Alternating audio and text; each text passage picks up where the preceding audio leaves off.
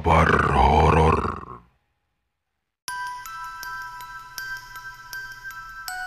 Selamat malam, salam kenal, salam sejahtera untuk sobat kahor dimanapun Anda berada.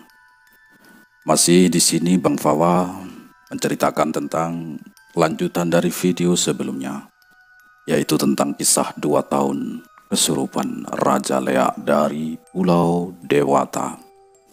Cerita kali ini sudah memasuki episode ketiga. Oke, jangan kemana-mana, langsung saja kita ikuti ceritanya.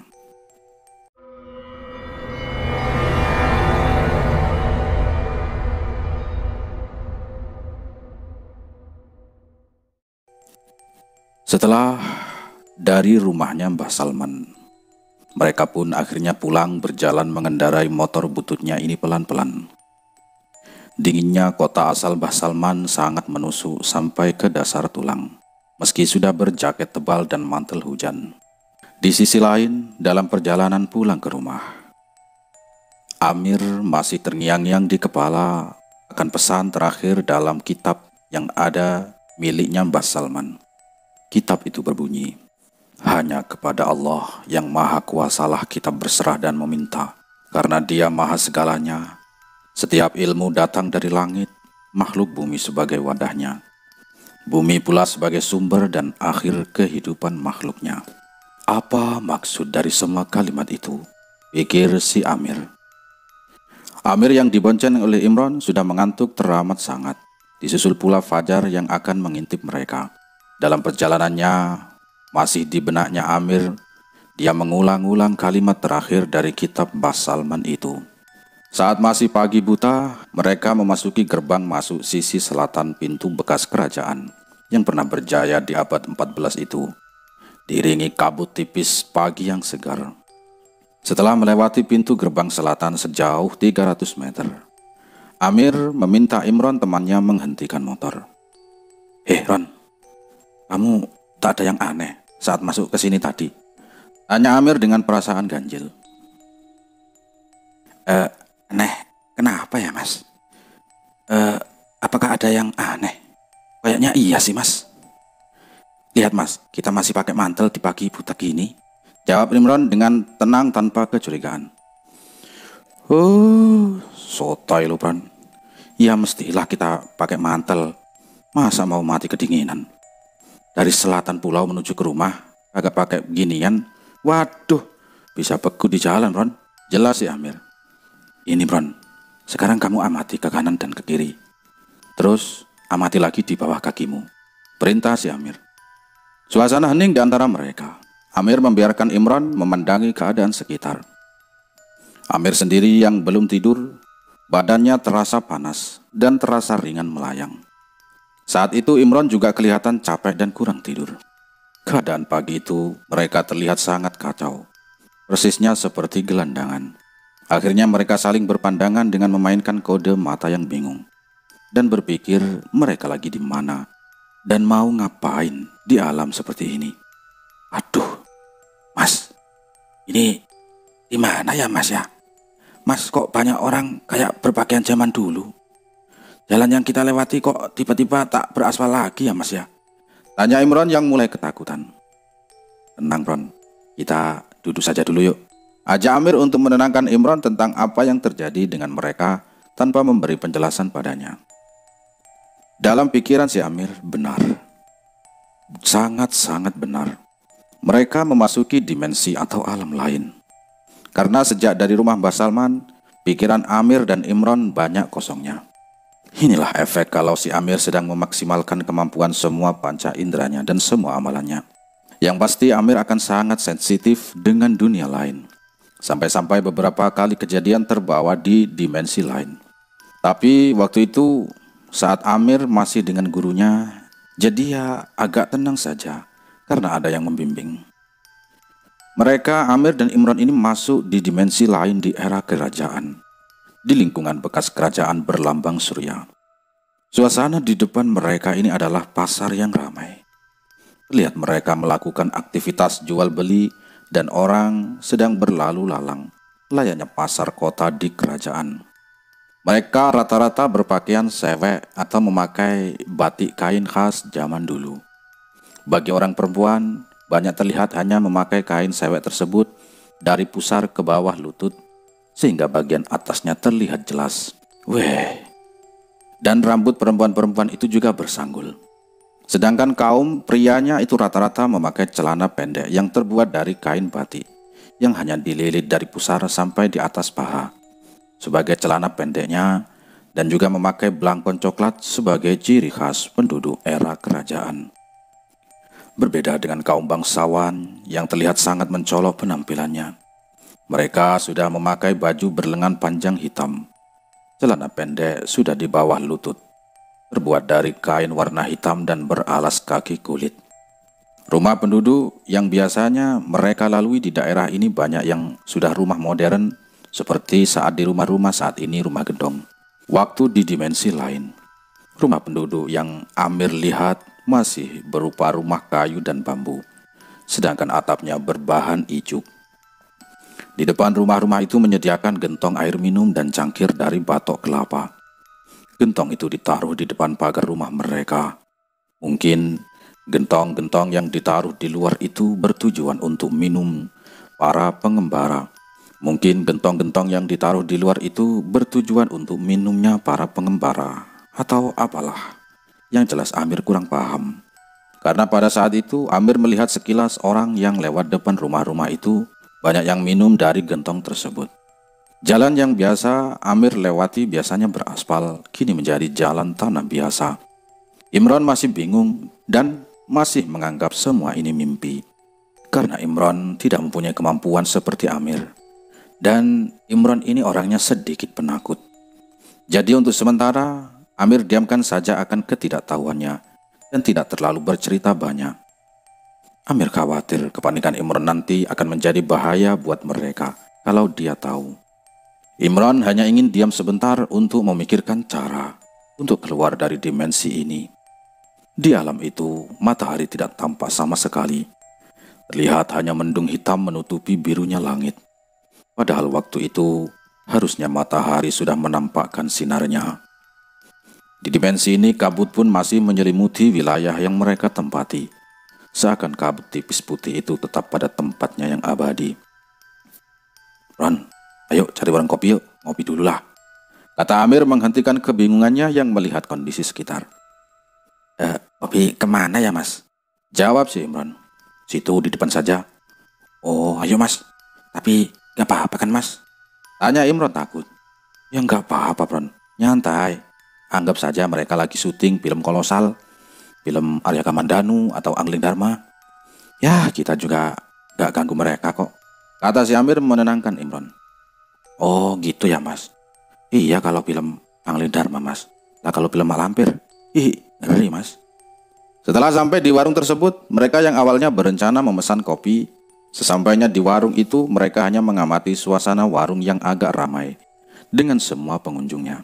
Pengunjung di sini semua berwajah pucat pasi dengan tatapan kosong, tapi tetap melakukan aktivitasnya seperti manusia biasa di warung itu.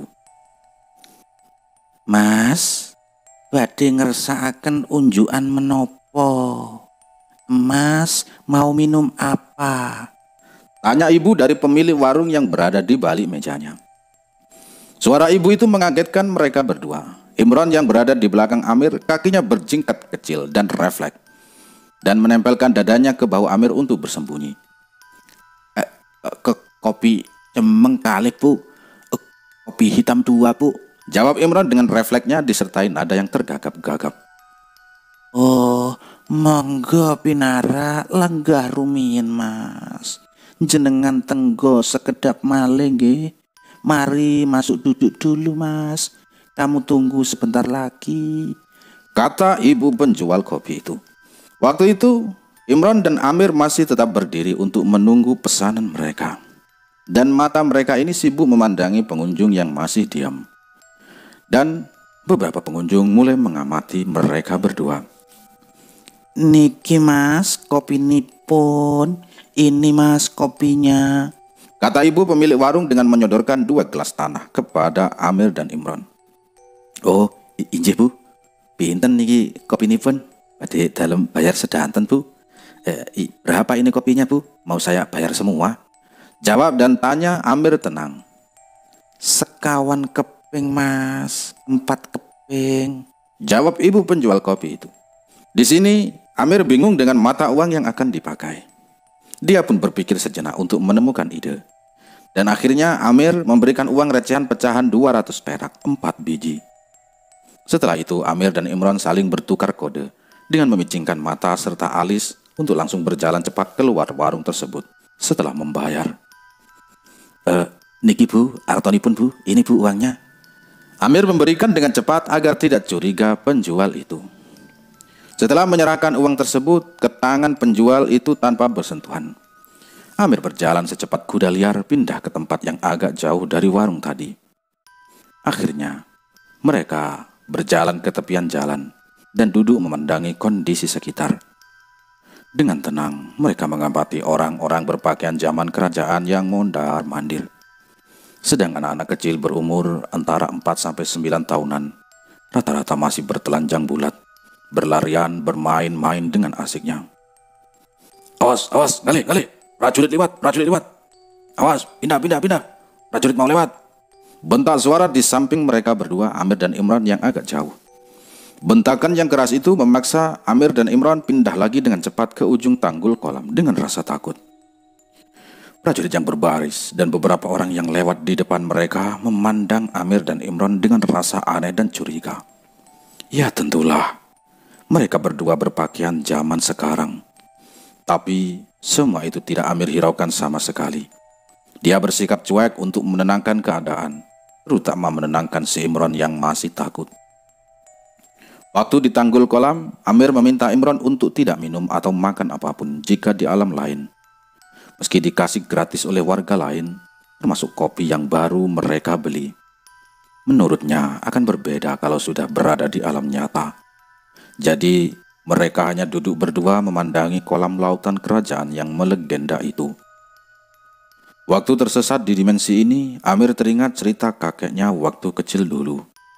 Ceritanya bahwa ada temannya yang mencari kayu di hutan sekitar daerah ini, daerah bekas kerajaan. Saat itu, teman kakeknya Amir di pagi hari berangkat mencari kayu. Akan tetapi di waktu senja, temannya belum kembali pulang. Semua anggota keluarga mencarinya, dibantu para penduduk. Hari demi hari, keluarganya, termasuk kakeknya Amir ini ikut mencari ke sana kemari.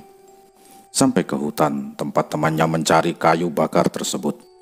Pada akhirnya, keluarga dan masyarakat semua, termasuk kakeknya Amir, menganggap bahwa temannya sudah meninggal.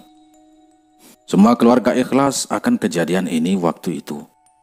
Tapi selang 10 tahun, tiba-tiba temannya yang dulu hilang muncul kembali di sore hari dengan membawa kayu bakar. Teman kakeknya Amir ini dengan santainya pulang tanpa tahu yang dialaminya selama ini. Nah, sontak sore itu menjadi heboh, sekampung dan sampai sekarisidenan. Maklumlah waktu itu masih era company. Teman kakeknya Amir ini cerita tentang apa yang dialaminya. Intinya teman kakek Amir ini pada waktu di hutan dan saat perjalanan pulang, dia melewati sebuah rumah di tengah hutan. Pada saat melewati rumah itu, terlihat ada nenek tua sendirian yang berdiri di depan rumahnya, seakan menunggu teman kakek Amir ini. Saat itu juga ia dipersilakan untuk mampir ke rumah nenek itu. Nah, sewaktu di rumah nenek itu dia diberi minuman dan beberapa makanan berupa umbi-umbian yang dikukus oleh nenek ini. Dia merasa hanya istirahat untuk minum dan makan umbi tadi. Perasaannya hanya mampir sekitar 1-2 jam di rumah nenek itu. Nah, di rumah nenek tadi ia hanya bercengkrama sebentar, disertai makan dan minum yang sudah dihidangkan. Setelah itu, dia berpamitan dan mengucapkan terima kasih pada nenek itu karena berbaik hati padanya. Saat perjalanan pulang, dia tidak merasakan apapun di jalan. Tidak ada yang berbeda. Dia hanya merasa banyak bangunan baru, padahal waktu berangkat masih kosong. Tapi dia tidak terlalu memikirkannya, seakan sudah capek seharian mencari kayu bakar. Setelah sampai di rumah, terlihat istrinya sudah nampak menua dan anak-anaknya sudah dewasa. Keadaan itu membuat dia shock dan pingsan. Sama halnya istri dan anaknya, melihat kepala keluarganya yang hilang 10 tahun utuh kembali seperti sedia kala tiba-tiba muncul begitu saja. Akhirnya mereka berpikir keluarga ini suaminya adalah makhluk jadi-jadian kala itu. Singkat cerita, dalam waktu singkat semua penduduk desa berkumpul ke rumah temannya, termasuk kakeknya Amir, untuk melihat keadaan temannya yang baru pulang sekitar 10 tahun. Mereka semua melihat dan memeriksa apa yang terjadi sebenarnya. Dan benar, temannya selama ini dibawa ke dimensi lain oleh penghuni hutan di sebelah bekas kerajaan itu. Setelah sadar, temannya ini diberitahu bahwa dia sudah menghilang selama 10 tahun. Sejak kejadian itu, temannya sudah tidak mau lagi mencari kayu lagi ke hutan, karena masih membekas rasa ketakutan pada dirinya. Nah, hal inilah yang membuat si Amir ini berpikir, membuat pertimbangan untuk melarang Imran untuk makan dan minum di dimensi lain dengan wujud jasad yang utuh yang dia bawa. Saat Amir duduk dengan Imran di areal kolam yang indah kala itu, disertai mendung hitam. Kolam besar yang dikelilingi pohon yang rimbun. Hawa juga sejuk seperti di dunia nyata. Terlihat nyata sekali, dan Amir sangat menikmati suasana itu. Padahal aslinya ya takut juga. Dalam beberapa saat, Amir dan Imran melihat pemandangan yang tidak biasa. Pemandangan yang tidak biasa yang dia lihat, para pemuda tadi yang berpakaian ala prajurit zaman kerajaan, berbaris, berlarian berjajar rapi 5-5 menuju kolam itu. Mereka adalah prajurit yang membentak Amir dan Imran waktu di seberang jalan tadi. Saat itu mereka terlihat sedang berlatih. Biar, biar, biar. Mereka masuk ke kolam air itu dan berenang bagai lumba-lumba sangat cepat. Padahal jarak kolam besar sepanjang kira-kira 375 meter dilalui dengan cepat, sekitar kurang dari 2 menitan. Dan tak masuk akal bagi manusia di dunia nyata. Di akhir, kelompok yang masuk ke kolam besar itu membuat Amir sangat terkejut lagi. Karena saat mereka berjajal 5-5 dan mulai masuk kolam yang besar itu, biar, dua. Mereka masuk ke kolam bersama. Di waktu itu juga disertai petir yang menyambar dari langit ke arah mereka berlima. Dan mereka semua seketika menghilang dengan sekejap. Setelah sekian detik mereka muncul di garis finish, didahului petir dari langit menyambar ke bumi. Saat itu juga mereka sudah sampai di garis finish. Mereka berlima terlihat saling senyum, berjabat tangan dan berpelukan. Bayangkara, Bayangkara, Bayangkara, teriak mereka secara bersahutan. Hal ini mengingatkan Amir tentang cerita prajurit legendaris besutan sang patih kerajaan ini dulu. Mereka terlihat tampak gagah, lincah dan berotot. Tatapan mereka seperti tatapan haus akan perang. Apakah ini termasuk pasukan legendaris? Dalam hatinya Amir, kalau iya, pantesan kerajaan itu bisa menjadi besar dan ceritanya melegenda sampai sekarang. Amir dan Imran hanya diam dan duduk mengawasi dari kejauhan tanpa berbicara apapun. Karena mereka tahu Amir dan Imran masuk ke dimensi lain. Akhirnya Amir memutuskan untuk segera bersuci dengan Imran di ujung kolam yang megah berukuran sekitar 375 kali 175 meter itu. Woi, siapa itu? Siapa itu? Teriak salah satu prajurit yang berlari ke arah mereka berdua. Setelah mendengar teriakan itu, Amir dan Imran yang habis bersuci di ujung tanggul kolam yang megah, karena terdapat aliran air kecil yang mengalir keluar dari kolam itu. Amir memegang tangan Imran yang selesai bersuci. Tangan Amir menyeret Imran mengajak berlari. Amir berlari sekencang-kencangnya dan tetap memegang tangan kanannya Imran. Kusubu. Ayo Imran, kamu ikuti aku. Ayo Imran. Bentak si Amir dengan keras. Amir membaca doa yang pernah diajarkan kakeknya jika ingin keluar dari dimensi lain. Amir awali bacaannya dengan keras saat berlari menggandeng Imran. Tutup matamu Imran, tutup. Kata Amir keras sambil berlari. Dia pun juga menutup mata sebentar sambil berlari juga. Mereka berlari di atas tanggul beralas bata merah dengan kencangnya. Beberapa saat kemudian, dalam kondisi masih berlari, Amir pun membuka mata dan keadaan sudah berubah menjadi seperti ini. Ya, kembali ke dunia nyata. di tanggul kolam itu yang beralaskan bata merah. Hati Amir merasa plong, lega dan senang. Dia sangat bersyukur saat itu tentunya, karena takut akan kejadian teman kakek Amir dahulu bisa menimpa kepada mereka berdua. Saat Imron membuka mata dan menoleh ke kanan ke kiri, memperhatikan sekitar, keadaan sudah berubah seperti sedia kala. Tapi matahari sudah berada di sebelah barat, alias sudah sore hari. Padahal mereka hanya sejenak di dimensi itu. Amir ingat waktu mereka masuk hari masih pagi buta. Saat memandang ke arah kolam, kolamnya juga sudah mengering waktu itu. Padahal sebelumnya di dimensi lain tadi, terlihat kolam itu penuh dengan air yang jernih. Dan kopi yang Amir bawa ke tepian kolam tadi sudah berubah menjadi bungkus plastik. Tapi beda dengan rokok lintingan Amir, masih tetap sama, ya rokok lintingan. Imron saat itu merinding dan takut. Setakut-takutnya orang akan kejadian yang mereka alami barusan. Saat itu mereka langsung bergegas berlari menuju motor mereka yang sudah terbawa ke dunia nyata. Mereka juga meninggalkan kopi dan rokok di tepian kolam karena takut. Mas, ayo mas, cepetan mas, ayo, kata Imron yang sedang panik dan berlari duluan menuju motor. Oh ya, ayo, kata Amir mengiyakan sambil berlari kecil mengikuti si Imron. Imron, ayo, motornya dihidupin cepat. Iya mas, bentar, kuncinya di mana ya mas ya? Kok lupa saya? Kata Imron dengan bingung. Lah, terakhir yang joki kan kamu, Bron. Gimana kamu kok sampai lupa nggak ada kontaknya? Kata si Amir. Saat itu mereka berdua panik lagi. Dan beberapa orang melihat mereka berdua juga heran. Di sore yang cerah ada dua orang sedang ketakutan dan pada heboh sendiri. Dan banyak sekali Amir melihat orang-orang memandang mereka berdua geleng-geleng kepala. Karena di situ juga agak banyak orang-orang. Biar saja, yang penting bisa kabur. Nah itu Bron, kamu taruh di kalung leher kamu itu, kata Amir sambil menunjukkan kunci yang berada di kalungnya. Kemudian saat motor sudah menyala dengan suara khas teriakannya, sigap Imron membawa motor bututnya itu berlari sekuat tenaga dan sekencang-kencangnya. Motor Amir melaju di jalan yang sudah kembali seperti sedia kala dan terlihat beraspal. Warga daerah sini sudah berpakaian seperti biasa, seperti zaman sekarang.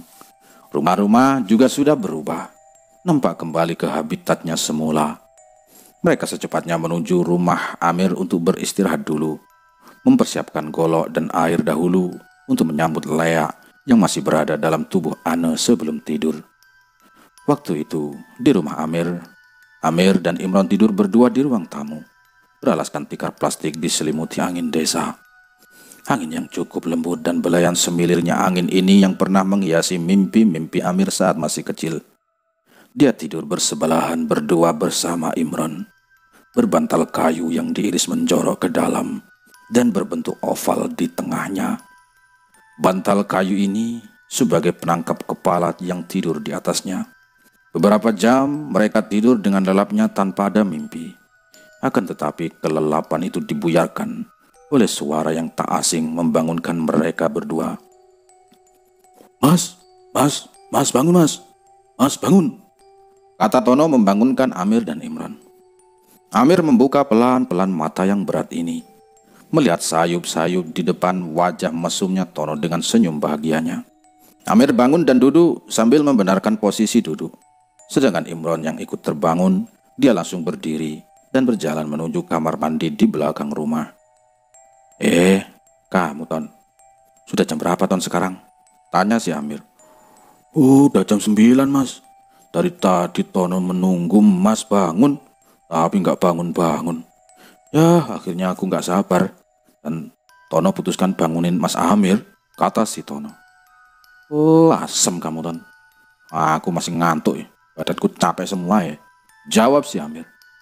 Mas, sebentar lagi acara para pemuda santri ini mau dimulai di sini. Gimana sih Mas Amir ini? Kata Tono mengingatkan Amir dengan jengkel. Amir langsung teringat. Oh iya ya, hari ini kan masih ada ritual untuk si Ane sampai 40 hari. Ini juga masih dapat beberapa hari. Kemudian Amir melihat Imron lewat di depannya yang baru kembali dari kamar mandi dan duduk bersama mereka di ruang tamu. Ya udah Ton, aku mandi dulu yuk, kata si Amir. Oh iya mas, jawab singkatnya. Setelah ada penjelasan pengingat dari Tono, Amir langsung berdiri dan melangkahkan kaki menuju ke kamar mandi untuk mandi kilat. Selesai itu dia ganti baju di kamar. Saat sedang ganti baju, Amir masih kepikiran tentang Ane dan Mas Andi. Dia kemarin sudah janji, kok jam segini belum juga datang. Akhirnya Amir kembali ke ruang tamu memastikan dulu ke Tono tentang keberadaan mereka. Apakah dia tadi melihat si Andi sudah kesini atau belum? Ton, tadi kamu melihat Mas Andi sudah nyampe ke rumahku apa enggak sih? Tanya si Amir. Oh, Mas Andi sama Mbak Ane ta Mas? Tenang, tenang. Tadi waktu aku nyampe di sini Mas, aku lihat Mas kan lagi tidur sama Anton. Jadi aku putusin telepon untuk memberi kabar. Ya memberi kabar pada Andi. Kalau pengen kesini malaman saja sekalian, habis acara Mas. Nah kebetulan mereka tadi sebenarnya mau berangkat, akhirnya dibatalkan. Ya mungkin berangkatnya ya malam tadi Mas. Datang ke sini mungkin selesai acara. Jelas sih Tono. Oh ya udah Ton, pinter kamu Ton, pinter tumben tapi. Sahut si Amir sinis. Amir dan Tono duduk berdua di lesehan di ruang tamu. Sedangkan di depannya ada Imron yang sedang membakar rokok. Setelah itu Imron pamitan pulang ke rumahnya untuk memastikan keadaan keluarganya. Karena Imron sendiri masih kepikiran keluarganya yang kemarin habis sakit dan ditinggal karena Amir mengajaknya pergi. Kondisi badan Amir waktu itu jelas kurang fit, di sisi lain kurang tidur, habis tersesat dan juga banyak pikiran. Kepikiran khususnya masalah tentang cara menyembuhkan Ane dari leak laknat itu. Di sisi waktu ketika Amir berbicara dengan Tono. Tono memberikan sedikit informasi bahwa sejak acara di rumahnya Amir dia yang pegang banyak keganjilan. Yaitu makin banyak orang yang tak dikenal ikut dengan bau yang sangat harum. Bukan satu dua orang yang tahu, akan tetapi semua anggota pemuda santri sudah pada tahu semua. Mereka yang ikut acara rata-rata memakai baju kebesaran yang sama dengan para pemuda santri itu. Pakaian serba putih sebagai ciri khas mereka. Nah, penyusup gelap ini pun sama pakaiannya dengan para pemuda santri. Tono juga menceritakan kondisi kampungnya Amir juga. Pada saat waktu Amir meninggalkan rumah, masih banyak orang sakit dan kesurupan karena efek kekuatan leak.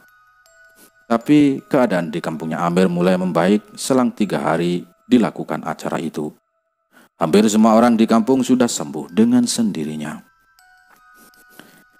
Ton, aku kok kurang enak badan nih.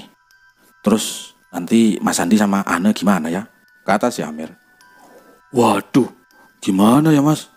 Soalnya mereka sangat berharap sama Mas Amir. Jawab si Tono. Wah, iya juga ya Ton. Tapi kalau dipaksakan, aku bisa mati konyol Ton. Jawab si Amir. Oh, gini saja Mas. Tono belikan obat ya. Habis itu Tono kerokin Mas Amir sebelum acara dimulai. Gimana Mas? Paksa si Tono. Ya sudah, cepat-cepat sana beli obat. Sahut si Amir. Setelah itu Tono pergi beli obat ke warung depan dan memberikannya kepada Amir. Setelah itu juga Tono juga mengerokin dan mempijitin Amir di kamar. Hitung-hitung untuk pulihkan stamina. Tapi Amir juga masih bingung akan obat dan cara penyembuhannya Ane yang belum dapat. Padahal ini mau berantem lagi dengan leak sialan itu. Seperti biasa jam 22 atau jam 10 malam, klub pemuda santri mulai berdatangan untuk ritual di rumahnya. Waktu itu Amir pamit ke kawan-kawan untuk tidak ikut acara karena tidak enak badan. Saat itu Amir hanya rebahan di dalam kamar, sesekali memejamkan mata, menyiapkan stamina dan memikirkan cara menghabisi leak dalam tubuh Ane.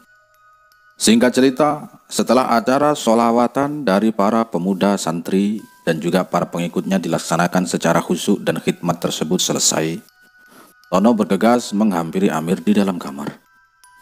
Gimana Mas, udah enakan? Kata si Tono. Ya lumayan, tapi belum 100% Ton. Lah terus kira-kira Mas Andi dan Ane jadi datang ke sini jam berapa Ton? Tanya si Amir. Sebentar Mas, coba saya telepon dulu ya. Jawab si Tono. Tut, tut, tut. Panggilan keluar dari HP Tono. Setelah itu suara terhenti karena panggilan terangkat. Loh, Mas Andi, posisi lagi di mana? Tanya Tono dalam telepon. Di jalan Mas Tono. Jawab si Andi. Terus kira-kira nyampe rumah Mas Amir jam berapa? Tanya Tono lagi. Oh, setengah jam lagi mas, jawab si Andi. Oh, siplah kalau begitu mas. Ditunggu Mas Amir di rumahnya soalnya, terang si Tono. Oh, oke lah kalau begitu, hati-hati di jalan ya mas, kata Tono dengan mengakhiri panggilan teleponnya. Singkat cerita, setengah jam kemudian, Amir bergegas ke ruang tamu untuk menunggu Andi dan Ane. Mereka berdua menikmati kopi dan rokok. Kali ini rokok Tono yang Amir nikmati, yaitu rokok andalannya, rokok Mentari Daha. Maklum, selama beberapa hari ini, Amir hanya merokok lintingan tradisional saja. Suasana ruang tamunya tetap seperti malam-malam sebelumnya, berhawa sejuk, tenang, meski dalam kegelapan malam. Namanya juga rumah desa yang dekat dengan sawah. Kemudian tak berapa lama sesuai kata Mas Andi di telepon, mereka pun datang.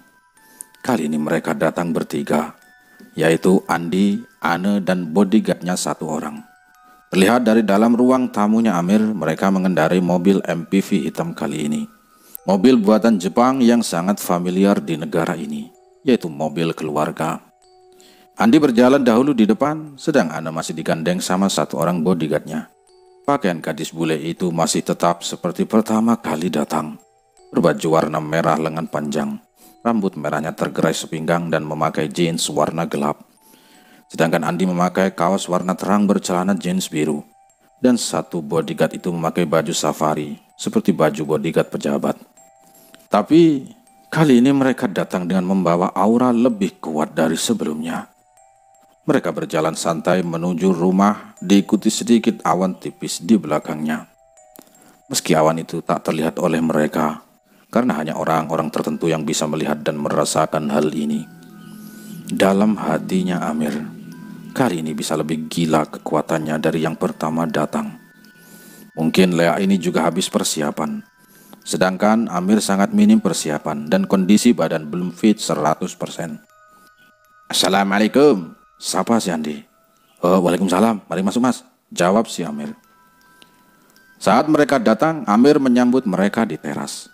Setelah berjabat tangan di teras, mereka langsung menuju ruang tamu. Ane dan bodyguardnya disuruh oleh Amir duduk di sebelah kiri Amir. Otomatis mereka menghadap ke selatan, sedangkan Andi tetap duduk berhadapan dengan Amir. Amir ke arah timur, sedangkan Andi yang menghadap ke barat. Gimana kabarnya mas? Katanya habis di luar kota ya dan baru sampai, tanya si Andi. Oh iya benar mas, sehat mas, jawab si Amir meyakinkan mereka. Terus gimana perkembangan Mbak Ane selama seminggu ini mas? Tanya si Amir kepada Andi. Oh ya syukur mas, selama itu Mbak Ane sudah banyak sadarnya. Dan kemarin saja waktu telepon Mas Amir kambuhnya itu Mbak Ane yang agak lama, terang si Andi. Wajah Amir menoleh ke Ane. Benar, si gadis bule asal Eropa ini sudah bisa tersenyum biasa dengan Amir. Gimana Mbak Ane kabarnya? Tanya si Amir. Sehat pak, terima kasih pak, terima kasih ya atas bantuannya, kata si Ane. Sama-sama mbak, jawab si Amir. Oh iya, selama ini kalian tinggal di mana sih? Tanya Amir kepada Ane dan Andi. Sementara kami saat ini tinggal di Geraha mas, ya di Geraha keluarga di ujung Galuh itu, jawab si Andi. Oh, kukira kalian langsung balik ke Eropa setelah dari sini, tanya Amir lagi. Wah ya enggak mas, kejauhan, lagian Mbak Ane juga belum benar-benar sehat mas, terang si Andi. Iya pak, nanti kalau benar-benar sudah sehat, saya langsung balik ke Eropa pak, sahut si Ane. Pak Amir sudah pernah ke sana? Tanya si Ane. Kemana mbak? Jawab si Amir. Ke benua biru. Tanya lagi. Wah, buru-buru ke sana mbak. Ke ibu kota negara sendiri saja belum pernah saya mbak. Jawab si Amir polos. Weh, masa sih pak? Sahut Ane dengan kaget dan tak percaya. Kalau Ane sehat, nanti ikut Ane saja ya pak. Sekalian sama keluarganya jalan-jalan ke rumah Ane di Eropa pak, minta Ane dengan senyuman. Wah, boleh juga mbak. Tapi saya ini pingin ke Tanah Suci mbak, ke Mekah duluan mbak sebelum ke Eropa, pinta si Amir. Oh iya, nggak apa-apa. Kan sekali jalan itu, nanti anterin sama Mas Andi ya, iya kan? Terang si Ana. Oh, Pak Amel bisa segera dimulai. Saya pingin lekas sembuh, Pak. Pinta Ana dengan wajah serius. Oh baik-baik, bisa mbak. Jawab si Amir meyakinkan. Ana hanya menganggukkan kepalanya dengan senyum bibir merahnya. Karena Ana ingin segera pulang ke negaranya, menemui kakek neneknya dan saudara-saudara sepupunya. Mas Andi, tolong bantuin bodyguardnya ya. Khawatir nanti kalau Mbak Ana ada apa-apa. Perintah si Amir. Oh siap mas, siap. Tenang. Jawab singkat Andi. Ton, kamu jangan bengong. Ambil air minum sama golok yang sudah kusiapin di kamar belakang. Perintah Amir kepada Tono. Sebetulnya ini hanya sebuah golok biasa. Tidak ada yang spesial dari benda ini. Golok ini bisa Amir pakai ke kebun. Hanya tadi sebelum mau dipakai, Amir memberi doa dan wewangian biasa. Setelah semua siap, Amir merasa suasana di ruang tamunya terlihat tegang dan sorot mata saling melempar pandangan satu sama lain. Lampu di ruang tamunya Amir matikan dan hanya lampu neon anti kabut warna kuning di teras yang dia nyalakan. Dengan cahaya samar-samar cahaya kuning menyinari ruang tamu. Malam hari, suasana semakin terlihat kelam, seram, dan mencekam karena aura dari Lea yang dibawa Ane. Sejak Amir duduk bersila menghadap Ane dan sedikit kakinya sebelah kiri menempel di tanah karena karpet plastik yang bolong, sedang Ane duduk bersimpuh di depan Amir. Amir menyuruh Ane memejamkan matanya sejenak dengan posisi duduk tegak. Dia pun duduk di depannya persis berjarak 1 meter. Kedua tangannya yang tadinya hanya bertumpu pada kedua paha, Amir arahkan kedua tangannya ke dada si Ane. Sebentar, Amir berkonsentrasi dan membaca kalimat-kalimat thayyibah dan mantra. Sejenak kedua tangannya Amir angkat langsung memukul dari jauh dengan segenap kekuatan tanpa menyentuh tubuh gadis bule itu. Dengan cepat kedua tangannya kembali ke pangkuannya. Saat selesai Amir memukul dari jauh, mereka yang berada di ruang tamu semua melihat wujud asli Lea yang Amir tampakkan. Wujud Lea yang diikuti api yang membara. Api yang menyala-nyala di sekitar tubuh Lea itu seakan membakar rumahnya Amir.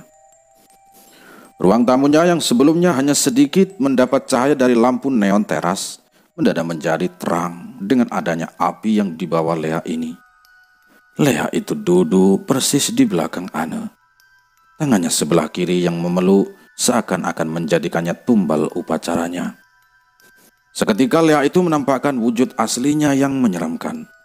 Diiringi pula bau mayat manusia yang terbakar tercium kuat di rumah ini, disertai kobaran api mengelilingi wujud Lea itu.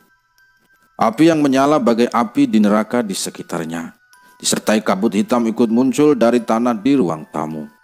Dengan pemandangan yang belum pernah mereka lihat, sontak saja semua yang berada di ruang tamu, mulai dari bodyguard, Andi, termasuk Tono langsung pingsan seketika. Karena orang normal yang dikagetkan secara tiba-tiba bentuk nyata Lea kebanyakan takut, lari dan pingsan. Sementara Ane tetap pada posisinya dengan tatapan kosong, mulai ikut melotot dan mulai mengikuti gerakan Lea di belakangnya.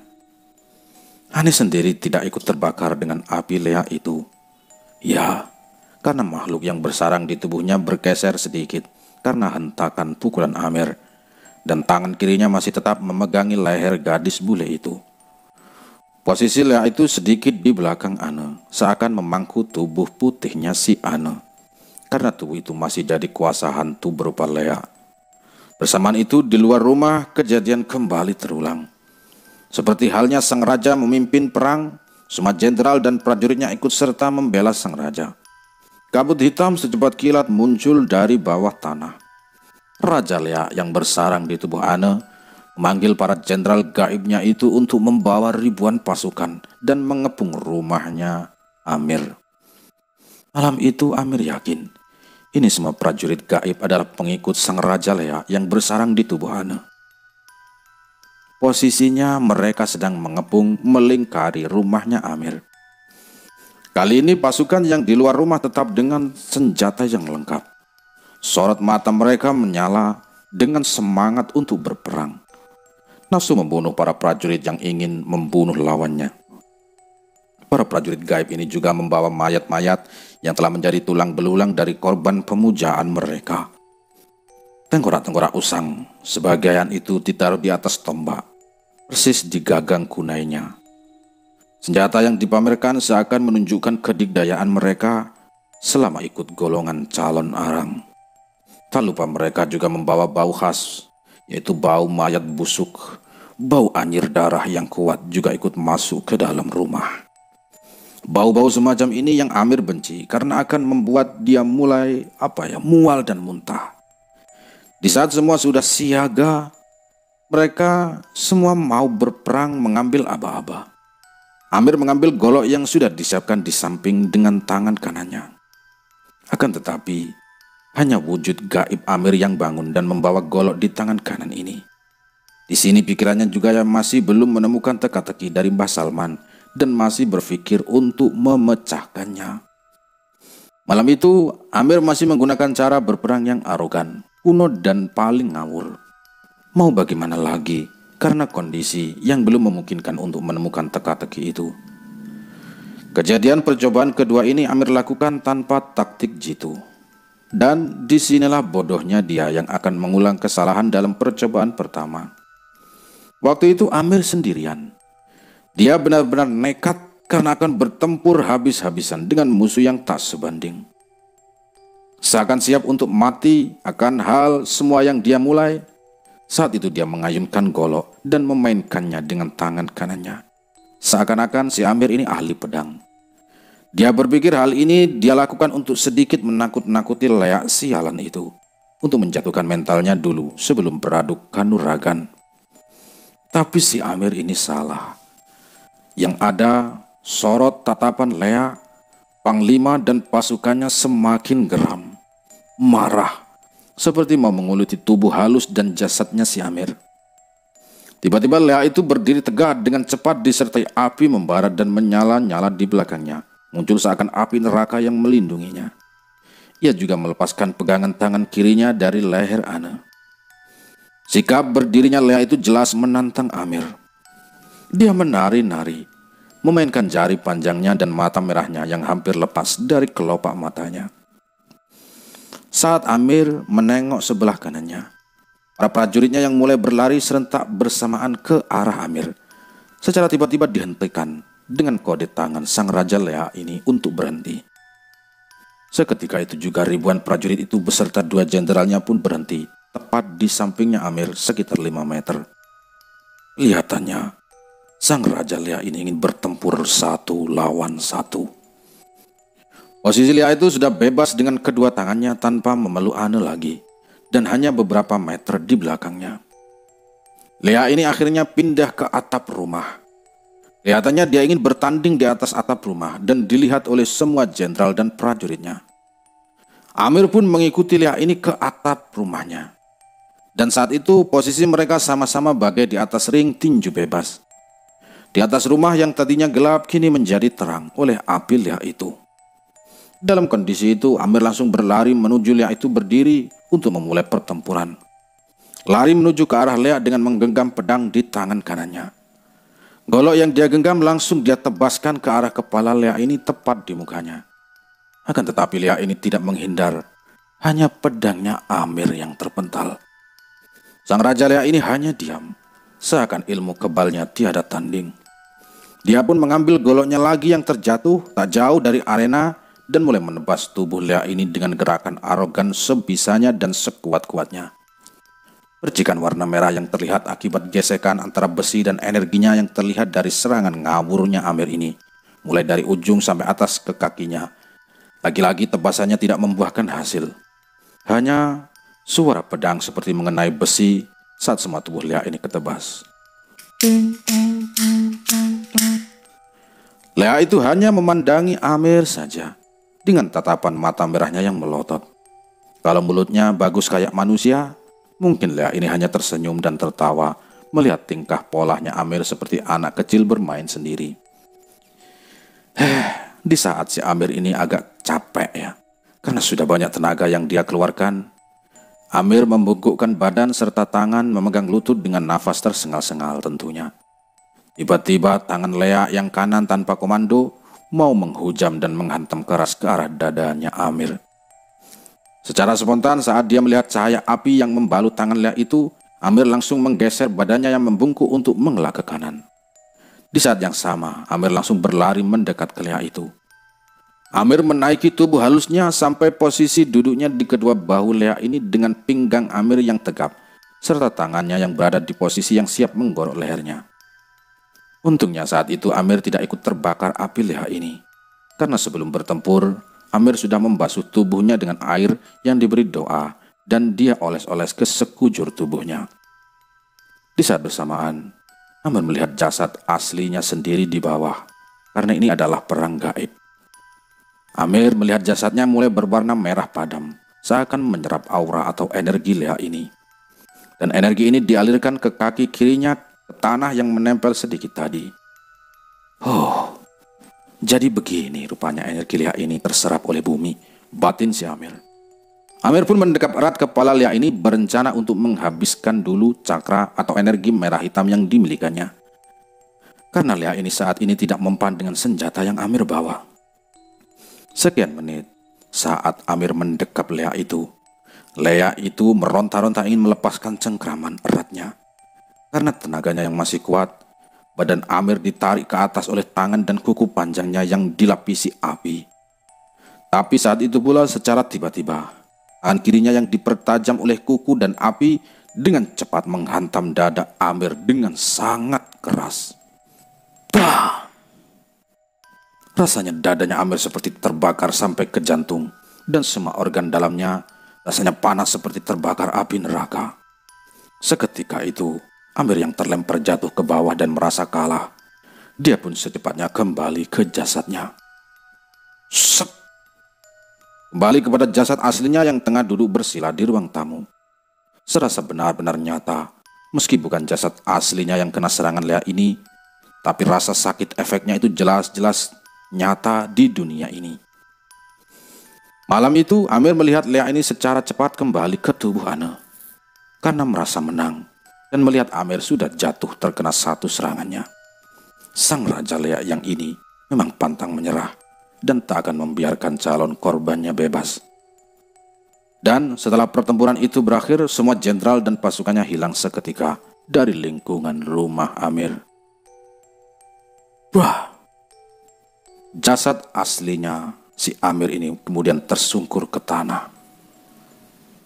Saat jasad asli Amir tersungkur ke karpet plastik, darah segar mengikutinya mengucur dari mulut dan hidungnya Amir. Dan saat matanya sendiri melihat ke depan ke arah Ane, perlahan matanya si Amir menurunkan kelopaknya.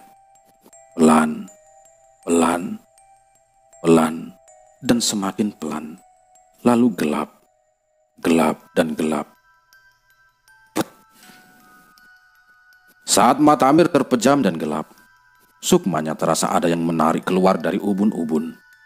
Rasa sakit yang ditimbulkan oleh Lea seakan sudah hilang bersamaan tertutupnya mata Amir. Dia melihat tubuhnya memakai baju putih bersih dan bercahaya. Di saat itu, sudah berdiri tepat di depan jasadnya, kedua orang tuanya digandeng dua orang yang tampan dan rupawan. Saat itu Amir dibawa berangkat pergi. Dia pun tak pernah bertanya pada mereka, mau dibawa kemana sebenarnya si Amir ini. Amir bagai kerbau yang dicongok hidungnya saat mengikuti mereka berangkat. Mereka membawa Amir melewati lorong gelap yang di ujung tengahnya ada setitik cahaya. Semakin mendekat, semakin besar lingkaran cahaya itu. Sampai tibalah mereka di suatu tempat yang luas, tempat yang lapang tak bertepi. Tanah tak bertepi itu hanya bermandikan sedikit cahaya merah dari langit tanpa matahari.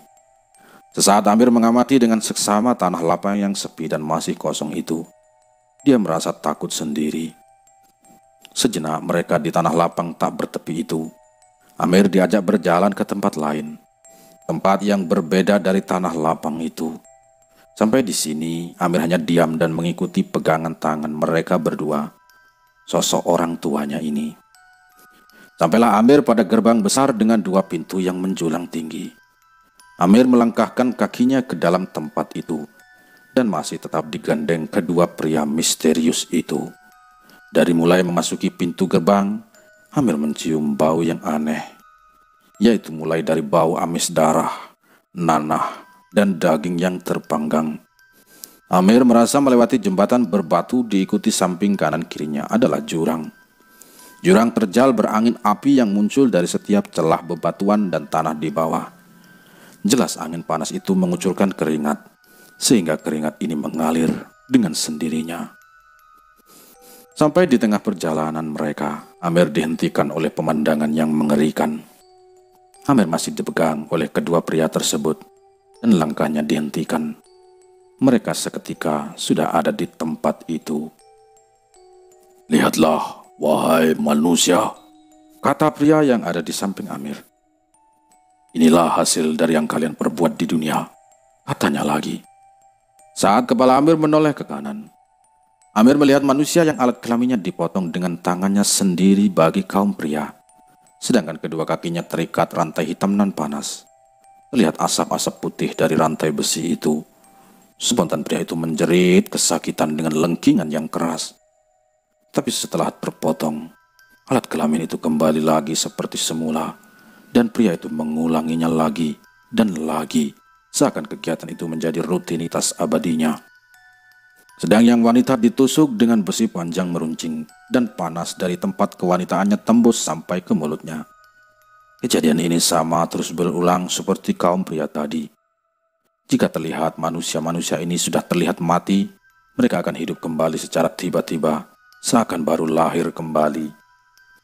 Jeritan kesakitan mereka dan ketakutan mereka di tempat yang luas itu tidak ada yang menghiraukan sama sekali atau kasihan pada mereka. Yang Amir sendiri tak tahu apa nama tempat itu, karena mereka berdua yang di sampingnya Amir ini hanya memperlihatkan saja kepadanya tanpa memberitahu tempat apa gerangan ini. Amir melihat dan juga mendengar di belakang mereka banyak manusia yang berteriak meronta-ronta untuk meminta ampun pada Sang Pencipta.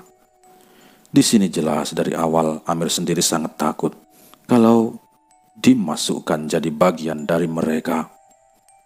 Amir gemetar dan membayangkan betapa hebatnya rasa sakit itu yang tak pernah dia bayangkan selama hidup di dunia. Amir hanya diam dan takut, semakin lama memandangi pemandangan yang mengerikan ini. Setelah itu Amir diajak berjalan lagi sampai ke tempat berikutnya. Di sini sama halnya dengan tempat yang dia temui, sama-sama mengerikan. Tempat para manusia yang dirantai tangan dan kakinya, manusia yang dipotong tangannya dan lidahnya. Untuk tubuhnya ditimbun pelat besi seukuran badannya, dengan pelat besi kemerahan yang sangat panas. Mereka yang tampak kelelahan dan lapar terlihat minum cairan kuning yang tak lain adalah nanah, karena dari tempat Amir berdiri tercium bau amis dan arus. Sedang makanan mereka, Amir melihat adalah buah berduri dari pohon yang tumbuh di samping mereka. Tempat yang sangat mengerikan yang tak pernah dia jumpai saat di dunia. Tempat itu juga sangat panas meski di jalan yang mereka lewati. Jalan berbatu yang membentang lurus, dan ada beberapa yang berkelok di hadapan Amir. Akan tetapi jalan ini tiada ujungnya. Di sini mereka berteriak tiap hari meminta ampun dan meminta pertolongan pada keluarga dan juga kerabat. Tapi itu semua tidak ada jawaban. Mereka juga berteriak-teriak meminta ampunan dan pertolongan Sang Pencipta. Tapi terlihat tidak ada perubahan pada diri mereka. Ini adalah muara dari semua kehidupan. Muara dari berbagai zaman kalian, wahai manusia, kata pria yang di samping kirinya Amir. Dalam hati, Amir hanya ingin pergi dan lari dengan cepat saja saat mereka berucap seperti itu. Jelas Amir tak akan kuat dengan siksaan yang mengerikan itu. Saat itu air matanya mulai menetes sedih dan ketakutan sejadi-jadinya. "Mari, kita ke tempat lain," kata pria di samping kanannya Amir. Amir pun diajak pergi berjalan lagi. Jalan yang terlihat sangat jauh tadi tak terasa hanya sekejap berganti dengan suasana yang berbeda. Amir menemui sebuah gerbang lagi. Dari luar gerbang, aroma wewangian tercium kuat. Perlahan mereka memacu langkah kaki. Tibalah mereka di sebuah tempat yang indah dan sangat luas. Tempat yang tak pernah Amir jumpai saat masih tinggal di bumi. Mungkin karena Amir adalah orang desa atau kampungan, sehingga melihat pemandangan itu sampai terheran-heran. Sampai mereka berhenti di suatu tempat seperti pasar. Tapi tidak ada jual beli di sana. Hanya manusia-manusia yang berpakaian indah, bertampang rupawan dan menawan. Mereka terlihat muda semua di sini. Tidak ada yang tua satupun. Wajah-wajah mereka dipenuhi cahaya. Tatapan mata mereka sangat menyejukkan, dihiasi senyum lembut penduduk di sini. Amir sendiri sangat merasa nyaman dan betah tinggal di sini. Karena dia melihat semua penduduk di sini hanya bahagia dan sukacita. Tidak ada kesedihan dan penyiksaan seperti di tempat pertama yang dia jumpai. Amir dan kedua pria tadi melanjutkan perjalanan yang indah. Di jalan yang putih bersih, seakan melewati awan yang padat berisi. Sampai akhirnya, langkah mereka dihentikan oleh beberapa orang di depan Amir. Di situ ada 4 orang. 1 orang yang pernah Amir kenal. 1 lagi orang yang sangat istimewa dalam hidup dan keyakinannya. Untuk orang ketiga dan keempat, Amir tidak mengenal mereka. Ya, di hadapannya adalah gurunya yang pernah mengajari banyak ilmu.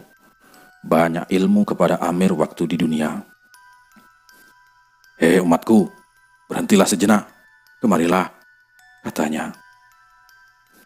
Amir dengan 3 yang lainnya mendekat dan menyalami mereka satu persatu. Diiringi senyum, keempat orang tadi bercampur perasaan bahagia yang tak bisa dilukiskan dengan kata-kata. "Nak, kamu sudah sejauh ini," kata guru Amir sambil memandang ke arahnya. "Iya guru, saya juga tidak tahu kalau sudah seperti ini," jawab si Amir. "Nah, belum waktunya kamu ke sini. Memang ini adalah tempatmu suatu saat nanti," kata guru Amir yang mulai mendekat kepadanya. "Wahai umatku, kembalilah. Memang benar apa yang diucapkan gurumu ini. Semoga kelak engkau bisa berkumpul dengan kami," kata pria rupawan dan bercahaya yang memimpin keempat orang tadi. "Jalani sisa hidupmu dengan imanmu, sesuai yang diajarkan oleh agamamu dan nabimu," kata pemimpin rombongan itu. "Hei para penjaga, antarkan kembali si Fulan ini," perintah pemimpin itu.